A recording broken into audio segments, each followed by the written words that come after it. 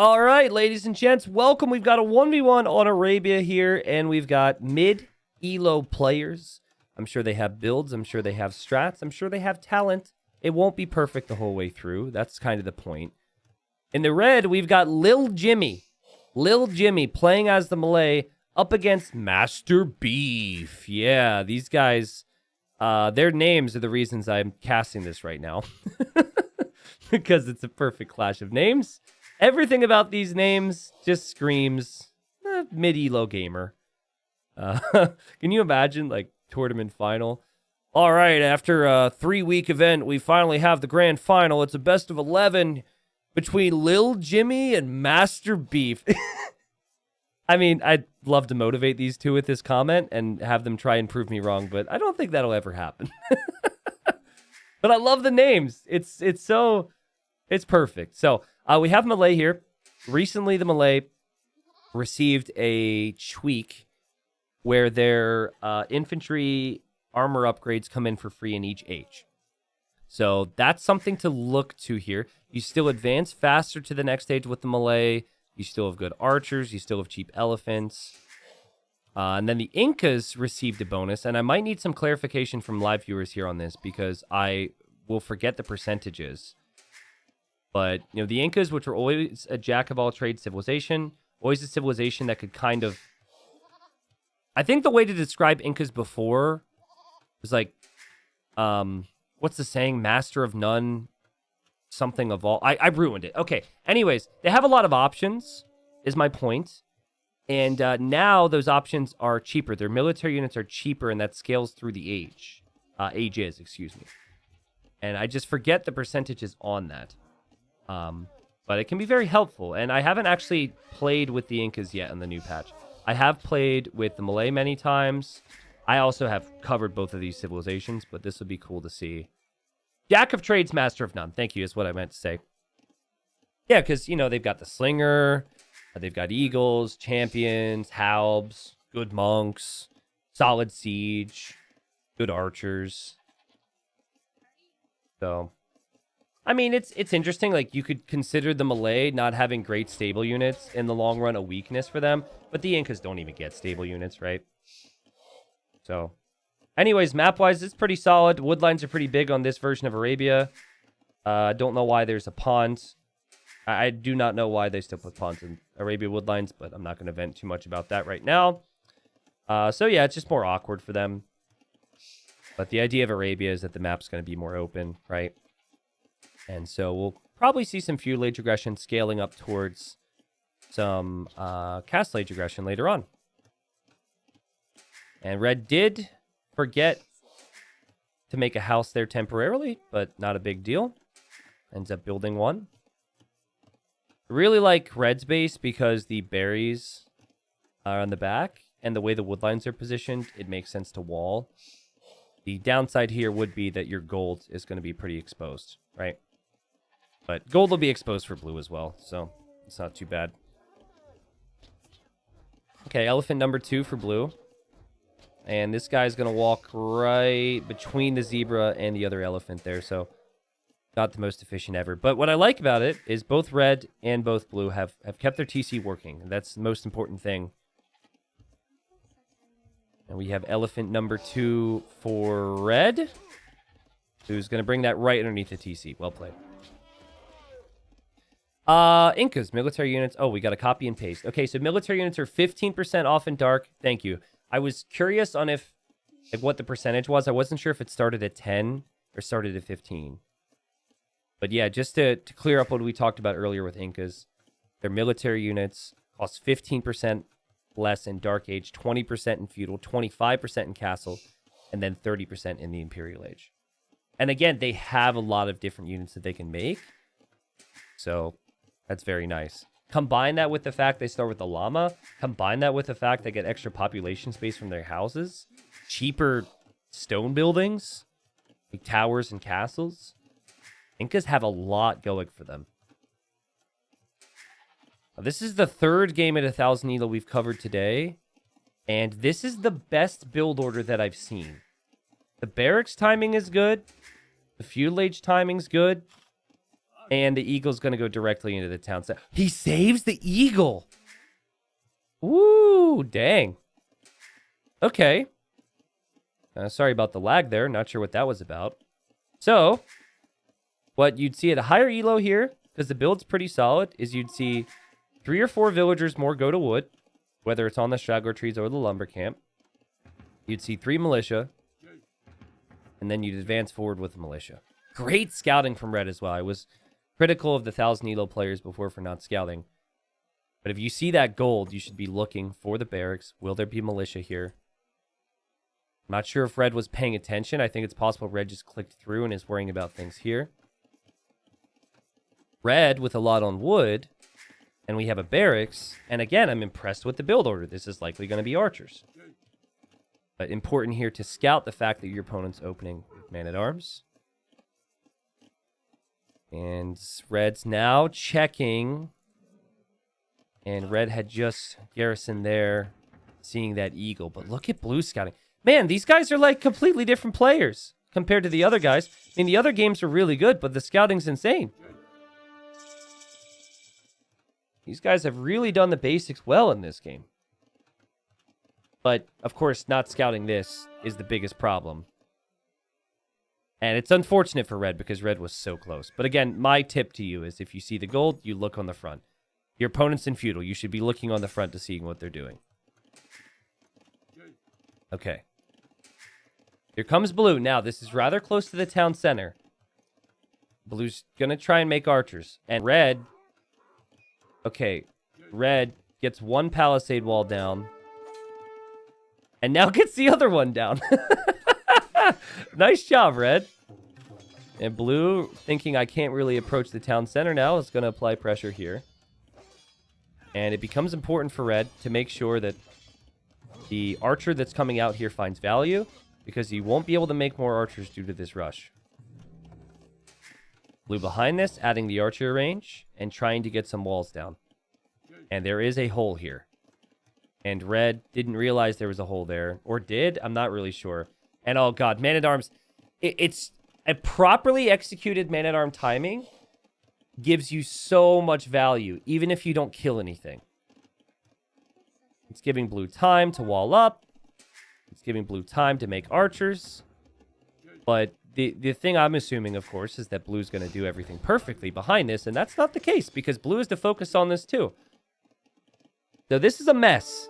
This is a giant mess right now, but we have 2 archers for Jimmy, and Jimmy didn't lose any villagers. And... Hello? Guys? Okay, they both brain farted there. Thank God for straggler trees, am I right? But hey, I mean, red can run back to gold. Red's 2 archers are whittling these things down. And now we're going to have a follow-up here from blue. Ooh, nice play here from red to plug that gap there. So blue can't go back to the gold. All right, so it's been a stressful game thus far. I really hate the second lumber camp from blue. Is it possible blue didn't scout the pond? Nope, blue scouted the pond. Blue's building a lumber camp there anyways. I would prefer that be here or here. But I do a lot of things when I'm not focused. I do a lot of things when I'm focused on attacks. And if you were to cast my games, you might be making fun of something. Or, I wasn't making fun of blue, but you might be making fun of me. I give you guys permission to do that.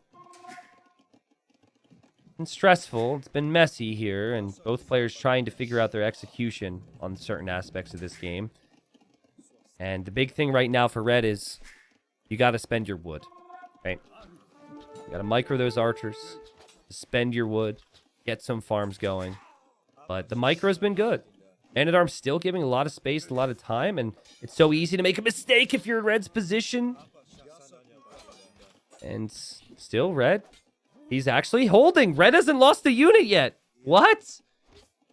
Is that villager idle and dying in the smoke? Yeah, sort of. If that's possible. But red, who finally loses a unit now, says, "Get off of my gold, you heathen." And, well, hold on. Okay, now we've got a skirmisher coming in with a random lion. We have an archer going down. And the scout here is running. The villagers are back to gold.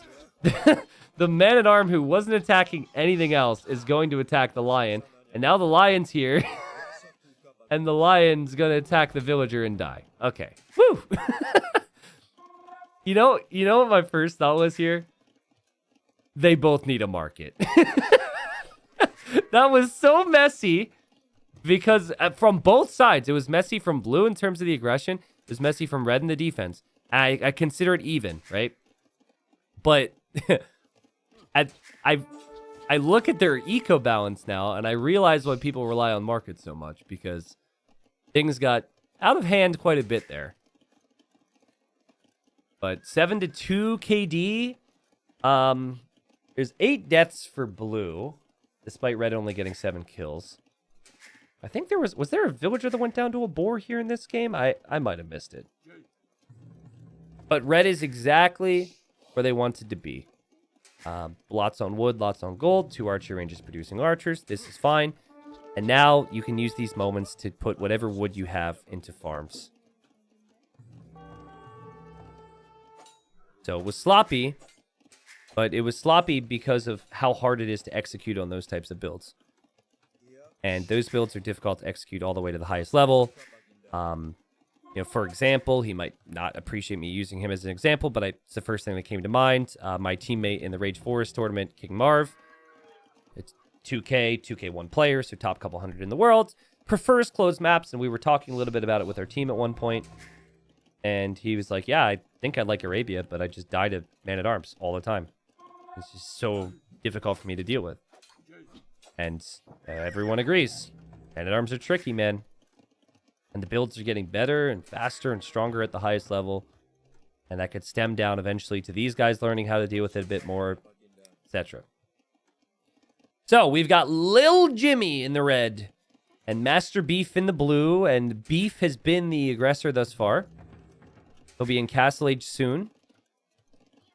And with any other civilization, if you still haven't clicked up at this time, you might be a little concerned. But not if you are Malay or LilJimmy. Because LilJimmy advances faster. And LilJimmy's just clicked up. And now LilJimmy's going to be in the next stage at around the same time. Okay. So, I liked what Red was trying to do. He sent his scout forward to see what his opponent was doing. I think he forgot about it when he was dealing with different things. But, I like what Blue has done with the barrack positioning even better. If you are fully walled, in present-day Age of Empires, I think all of your additional military buildings should be behind the walls, right? And I see a lot of people who are probably watching me right now, they like to build their buildings up against the walls because it adds as fortifications. But when the scouting's there, and again, Red tried, that then tells them what you're committing to. So building the Palisade Gate and stacking behind is perfect here. That said, Blue isn't really even committing. Like, Blue's got the barracks. Blue hasn't really been producing. Blue fixes that now. And again, Red's in Castle Age. And Malay have the Vill lead. Because they spend less time researching the next stage, right? So they're back to producing villagers faster than you. Hey T90, what's up? What's up, Choo Choo Train? Long time no see. Definitely could use an eco upgrade check if you're either player. Decision time on how you play this. We have TC number 2. Random archer sitting behind the wood line will distract Red. And Red deletes both houses and is now housed in order to attack one archer. Let me repeat that. Red deletes 2 houses and is now housed. Now cannot produce anything. In order to kill an archer, when Red had ranged units, better archers to just kill it. Okay, but actually maybe it was just because of the TC position. But I love this TC position. This TC position is actually not bad. The main gold is a problem if the attacks come in from the opponent. Now look what Red did. Red saw that the opponent had eagles and clicked supplies in order to tech into long swordsman here to counter the eagles. I like it. I also like the reaction from red to get the walls down, realizing the eagles could run through. I would have preferred some early walls. It just makes life easier for yourself. But still, great skill here from LilJimmy. And, you know, for blue, I think the next town center really has to secure another wood line if possible. It's a little awkward as I look around here. Because normally I'd think here or here. Random red crossbow, by the way. Shout out to this guy. His name is LilJimmy, actually. And LilJimmy's going to die. Oh, no, he's not. He's going to survive, which bodes well for the actual LilJimmy. But the eagles have run through. Blue's been sneaky, man. Snuck through with 3 eagles. The main group's being tracked, and he just runs away. This is how you use mobile units, and this is why you need to wall your base. If the opponent's fully walled, you have to be fully walled. That's just kind of how it plays out these days. Yeah, look. Blue didn't lose any eagles here. Runs in with another group and is attacking here. And if you're red, you're just reacting all the time, which is not a fun feeling. More eagles looking to run through. Red now thinking maybe I need houses where I had houses before and deleted them. The thing that could be a struggle here for blue, though, is if blue tosses away too many eagles, because eagles do cost a lot of gold. And what you're not doing is you're not taking any trades against the crossbowman. Meaning that if this continues for the next couple minutes, and red's always producing crossbowmen, which he is, and red's now house walling. So well done. Wow. You know, then there's going to be like 40 crossbowmen, and you don't have an eagle mass anymore. You don't have skirms or siege because you haven't been thinking of actually dealing with it. I've been really impressed with these two players. These guys feel like they could destroy the players we watched earlier today. I mean, not destroy. Actually, the Malians Burmese game was really cool. But it's been impressive. Like, from blue to continually raid in different spots is crazy. And then red to react and quick wall and house wall at times is also good. But you could see the problem with being the defender is that one time you forget about something, you could lose the game. And blue's now up to 10, make it 11 eco kills. And still counting because red, he just doesn't notice it. And now he does. I would like to see something other than eagles to complement the army you have now through blue. And I think, you know, if red were to advance forward, you've got a massive hill in front of your base. So I think a siege workshop there is good. I do really like how blue's trying to get relics with this control, though.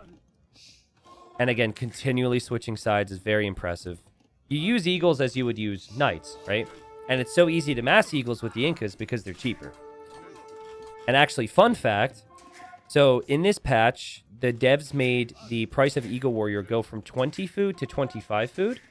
But due to the fact that Incas have 25% cheaper units, is it 25%? Sorry, I forget the percentage again. But they're back down to 20 or so food for their eagles. So actually, I think it's 19 for whatever reason. Again, I'm not a big math guy. But basically, one of the better eagle civilizations, at least in the mid game, or at least with massing them, would be the Incas now. 1 food cheaper than pre-patch? Okay, so I was correct. That's pretty insane. Eagle finally dies there. Red on 4 TCs. So many idols. Idol in this TC. Idol in all these positions, but red's got a big ball of crossbowmen. And blue's raids have been awesome, but blue has not addressed the main force yet. Can blue get enough eagles to be able to deal with this? Eagles do have high pierce armor. They've got 5 pierce armor, but a crossbow still does 2 damage. Can you imagine eagles with siege here and how strong that would look? And red's got so many crossbowmen. Like, if red had them all together, there's no way the eagles can engage around them with only 20 eagles. But considering that some of red's crossbows are still at home, could be a bit different here. No ballistics, but Thumbring is in, and I actually think Thumbring is even more important because the eagles are going to be coming in close anyways. Ballistics isn't going to be that valuable. Look at that guy in there. He's stuck. He's like, move. Okay, red, here's a tip for you. Yes, thank you. Sit in the pond. Sit in the pond. Yeah. If you see these things, and there's ever a doubt on if you can win the fight, you back up into that choke point. Oh, man. Another reason pawns shouldn't exist. It's because of the pathing. Oh, this is so good for LilJimmy. LilJimmy finds himself a nice little choke point. And good luck, Eagles. You can fly, but you can't swim. Oh, that's brutal. I feel really bad for blue, but I'm also very happy for red because red's showing some excellent game sense here. We'll eventually lose the crossbowman, but the value he got from that is far greater than he would have got in any other spot in the map. Actually, that's not true. I think he could have stacked there. There's 2 tiles here. But he still had the idea. Now, in that, right before that fight, guys, blue had more on food. And blue had more villagers. Now, red, in that time where the crossbows were just sitting there, is ahead on food count. And I don't know where this guy's going. He's tied up the vill count as well. So, that's the beauty of having some control. We saw it from blue earlier. We've now seen it from red. Now, this gets crazy because we've got 28 eagles for blue. That's no joke. Still no siege. Really think you need to go for some siege, but I'm wondering if blue wants a forward castle here because, again, the castles are cheap.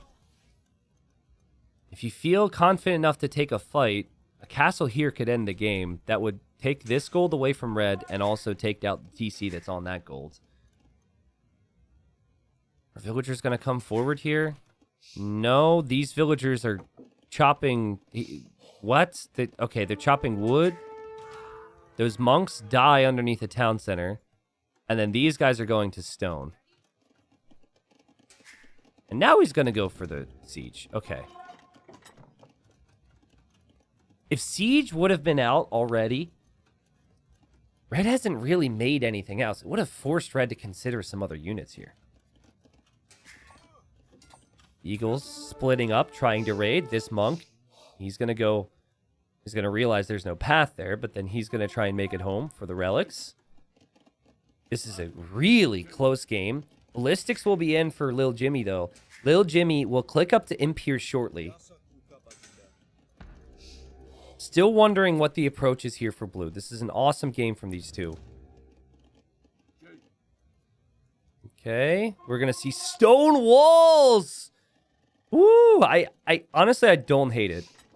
Think of it this way. You save quite a bit of stone when making your castles with Incas. So you're just investing the additional stone into walls as well, which leaves you protected. This castle spot's fine if you're, if you're not planning on taking a fight. Still, there's that part of me that really would like to see a fight in a big castle in the guy's face. But it's a very important hill. It's in the middle of the map, so how can you say no to that? There goes blue to finish it. This is precisely what we wanted to see. We wanted to see Incas Malay played out with some of the new changes. We had supplies earlier in the game. We have Gambisons coming in now. Doesn't really help against the Eagles, but it's still a tech that I'd probably click. And red is going to get rocked in the face with the... Uh-oh. Red says, screw your siege. That's what he says. That's his imp TC, by the way. He's going to back away here. Honestly, oh, God. The timing could not be better. He tries to save his crossbows. He pops it on the other side. Very intelligent play. But still having some big problems here as blue is trying to get as many kills as possible before red can upgrade these units. There were 30 or so crossbows. Now there's only 20. And now longsword's coming in. And, oh, everything's falling apart here for LilJimmy. And Master Beef, more like Master Chief here, because he's going to click up to Imp. He'll have a perfect castle position. He'll have some relics. And it all falls apart right there for red. Imagine if the siege would have hit as well, right?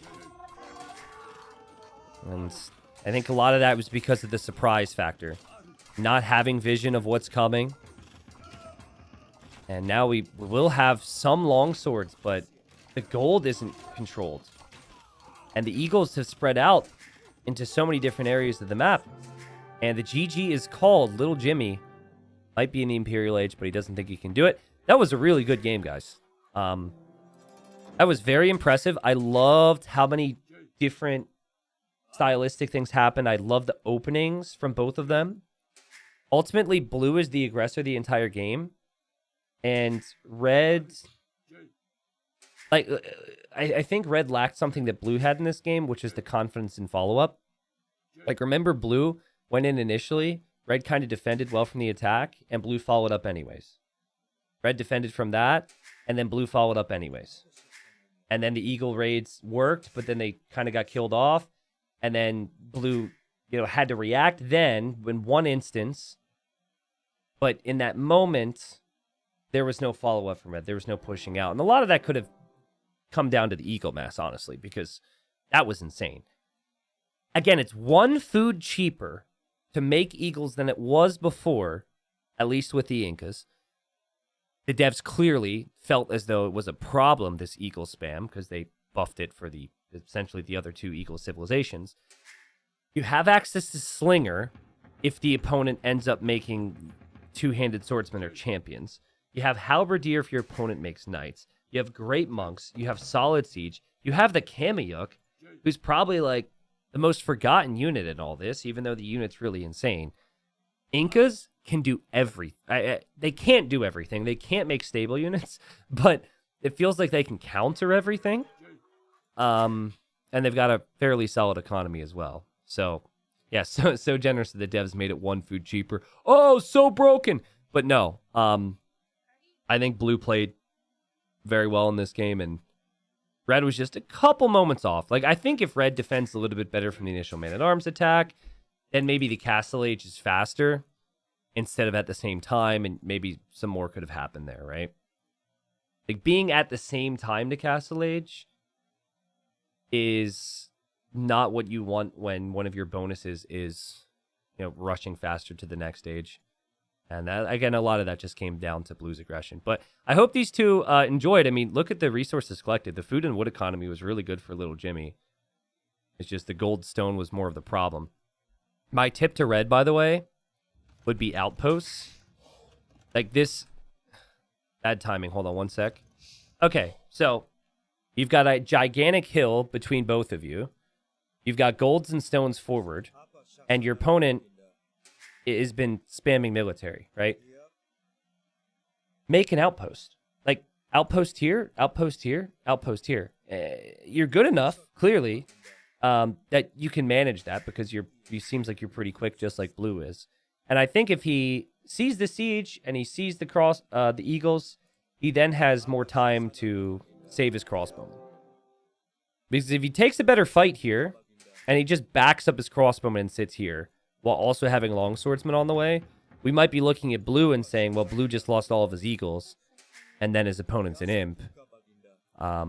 Would have been a fun game, too, because then red would have a castle to go around and all that stuff. But, yeah. Anyways, GG. I had fun. Hope people learned a lot from that. And YouTube, if you're watching, let me know what you thought of another Mid Elo upload. Trying to do it a bit more. Yeah, it's not really part of a series, but basically on Tuesdays, I typically do low elo, and at least today I've enjoyed flipping back and forth between the 2 of them.